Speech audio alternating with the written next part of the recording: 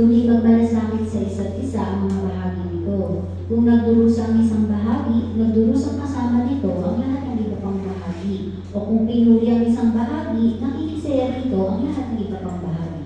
Ayan, salamat sa pagbasa, Tita Zen. Talakayin po natin ang tanong.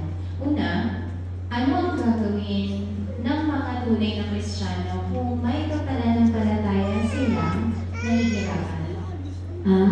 Kung may mga nahihirapan ng kapananampalataya ang tunay na Kristiyano, mahalaga na magsikap na makatulong sa kanila para dapat magpakita ng pagmamalasakit o maging aware sa kalagayan ng kapananampalataya. Para bang isang patinado ng katawan, halimbawa sumakit ang ipin, hindi naman ipin lang naman ang nakakaramdam, kundi buong katawan. Kaya sa diwa, dapat na maging palaisip din tayo sa kalagayan ng iba. Ayan, ang galing ng ilustrasyon niyo po, no?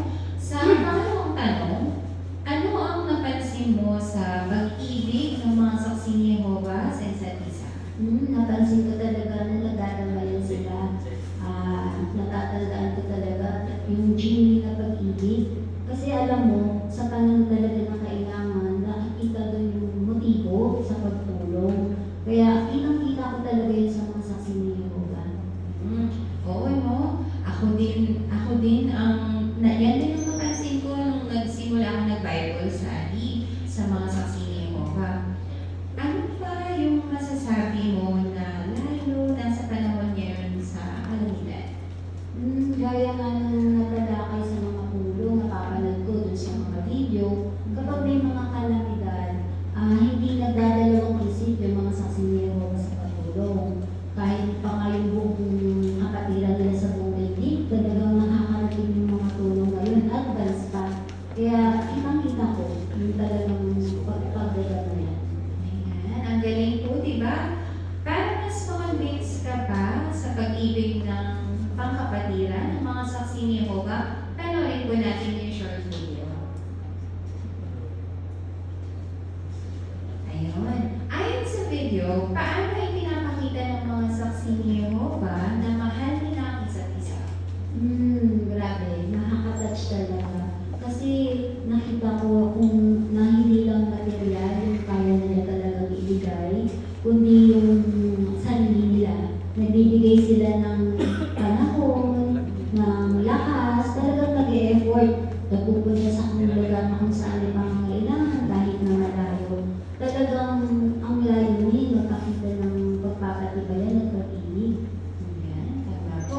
Paano sila natulungan sa material naman po na bagay? Nakita ko, nagbigay sila ng mga makakain, gamot, damit, pati yung mga kumot at kungan para may mahigaan. At yung mga nawalan ng bahay, talagang nagtutulungan yung mga kapatid para may mas tulungan. Pansinin nga sila sa mga ibang mga reliyon. At tinutulungan din nila yun. At syempre pa, yung pampatibay na Biblia, publikasyon. Sabi nga ng isang sister doon, ang bagay talaga, si Jehovah yung tutulong sa kanila. Ayan, galing po. Ano ba yung nakita natin na nakatulong naman po sa spiritualidad ng mga kapatid? Yung nakita ko dun sa video, yung dumalaw na isang member ng libong tagapamahala, ni-encourage na talaga sila. Dire pa sinabi niya na hindi naman nga magpapahiram ng pahirap ang kalagayan, pero ang mahalaga, yung lubos na pagtitiwala sa Diyos na Jehovah, kahit ano pang sitwasyon nila maging. Ayan. Ano yung naging assurance sa kanila kahit na may pagsubok na dumaan pa? Sabi nila nga, mas malinaw na sa kanila ngayon yung pag-asa tungkol sa kaharian ng Diyos na darating. Kaya kahit may pagdurusa, kaya na nila itong pagtiisan. Ayan, ang galing, Tita Zen.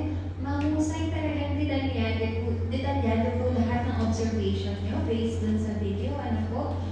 Para naman po sa tanong na ito naman po ay personal. So, ano naman po ang natutunan mo sa point number 6? Nakita ko yung pag-ibig ng Diyos na Jehovah, lalo na sa